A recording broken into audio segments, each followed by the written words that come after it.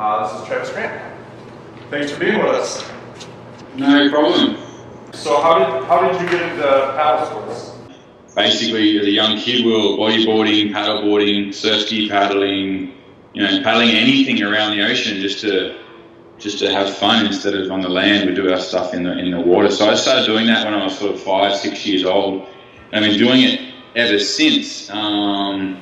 And basically paddling for me, surfing is such a popular sport. So, you're as kids, you all surf and then they're getting too crowded. So I actually ended up chasing another sport where I could enjoy the ocean without the crowds. And that's what paddling has brought me, and just so happened to evolve into SUP, which is a combination of paddling and surfing. So I was like, this sport's going to be perfect for me. And it is. So we still surf, and I still canoe paddle and ski paddle, and obviously and I SUP, and I do all 3 or 4 of them honestly equally. I don't actually favour one or the other. Do you think your background in outrigger and surfing has contributed to your SUP success? Did all 3 of those kind of build on each other? For sure. I mean, there is that saying, that feel for the water, and some people just do have a natural. Well, it's not a natural feel. You end up learning the feel. It's the way I sort of got taught by some coaches in Australia. So swimming, whether you're swimming, paddling, paddleboarding, it's all with your hands, and then canoe paddling, ski paddling is just basically, it's an extension of our hand. It's just we're holding something in our hands. We still have that inherent feel for the water, whether the shaft's 70 inches long or 30 inches, depends on the paddle. It's still that same feel. And ever since I sort of got taught that when I was young, I sort of would always try and feel my way through the water, no matter what I was on, whether you're even on a boat or just swimming, anything, free diving. It's just this feel for the water, and the more you can get this connection, you can nearly make any craft move. So we come from that, and canoe paddling, it was basically canoe paddling to me. Stand up is the same stand up, but I'm sitting down. So I learned to paddle sitting down before I had to stand up. So I had a huge, like myself and Danny Ching and Jamie Mitchell and all these other guys had a huge advantage when stand up was reinvented or reborn. We'd been paddling for years, and then all we had to do was have a bit of balance. So that's sort of why we had such an advantage in the beginning, is we had all this paddling and ocean experience. How did your relationship with NSP and Quickblade start? How did you come into working with them? So I'll try and keep that clear on it for you guys, but the very first Battle of the Paddle in California, the very first battling in Hawaii, I ended up using a DC race board. I flew over and the Dale Chapman board, and it was me and Danny Ching ended up getting first and second. That was sort of my first ever race in the stand-up. I think it was 2011 or 10, the Battle of Paddle in Hawaii. That was my first ever stand-up race. I'd never even done it in Hawaii. I just got aboard and flew to Hawaii, and I rang Danny and said, hey, is this race in Hawaii, are you going to do it? He's like, yeah, I'm doing it too. So that's sort of how it started. We got 1, 2, we're like, maybe start changing. This is actually pretty good. So that's what made us get into it, was this Hawaii race, is that we just never done it. It was new. So I was with DC back then. And then fast forward a few years, NSP, new surf project, wanted to do some race boards, and the guy was Australian, and he approached me and Dale and said, let's make some race boards. Maybe let's see what you guys know and see what happens. And so that's Dale Chapman and Alain. How do I say Alain? Yeah, Alain Turcotil. He's from France. So when I started talking with Dale and then Alain, I didn't want to project my ideas. So I said, look, you guys are the designers. I'm going to tell you what I feel. I'm going to tell you what I want this board to do. And I said, look, this is our average speed. I want it to feel like this. Then we do boards, and I want it to feel like that. So I wouldn't tell them what to do. I'd just tell them what I wanted and what I felt. And Elaine's the designer, they were the shaper. As a designer, Jim Terrell said the same. It's the best feedback they ever got, because you weren't telling him what to do. You were telling him your experience or a feeling that you wanted to get out of the board. And then they would do something, would try it, and then they would explain to me what they tried to do. And you would just explain, and you learn from each other, with no one was actually telling someone what to do. It was back and forth, back and forth. I've learned a lot from that. I look at the computer, I look at every design. For me, we look at them together.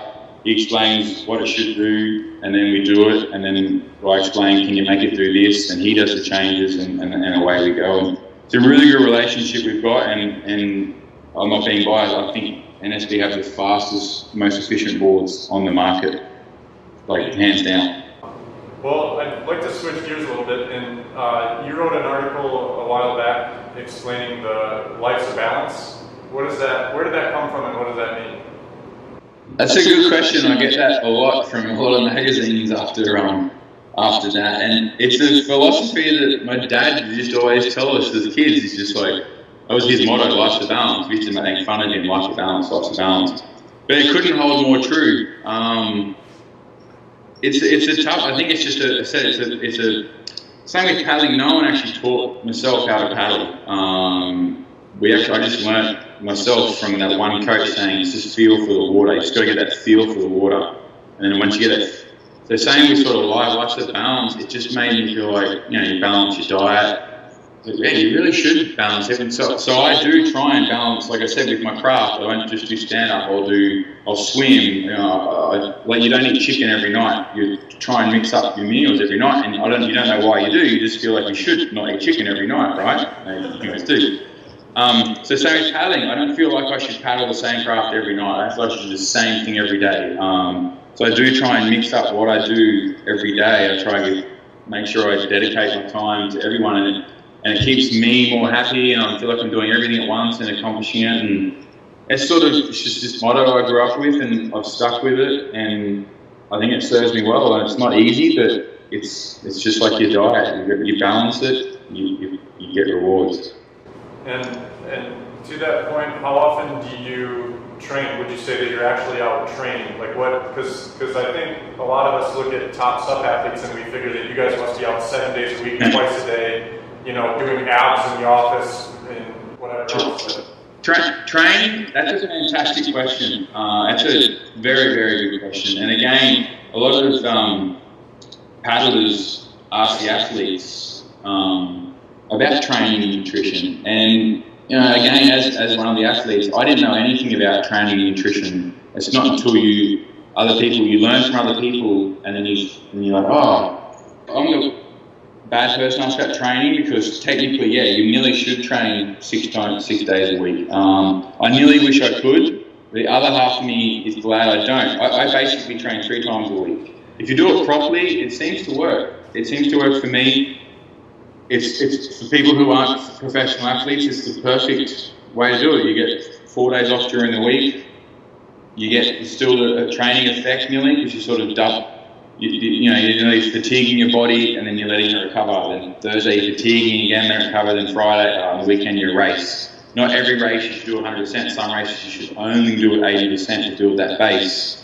Again, with training, I've been paddling since I was like 6 years old. I have a really good base from years as a kid. You just paddle, slowly. You're just cruising around. You're just paddling a day, and you're subconsciously building your base. So what I do now is I work on skills and speed.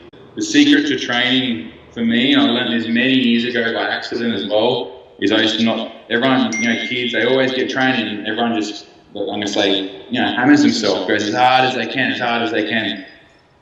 And every session, and they're like, oh yeah, if you don't go high, you get it burned. But I did the opposite by accident. I would always go 80%, again, not knowing, but I never wanted to show off or impress. I'd always just try and sit next to someone and just watch around. They were always older than me. I was the young one in the group.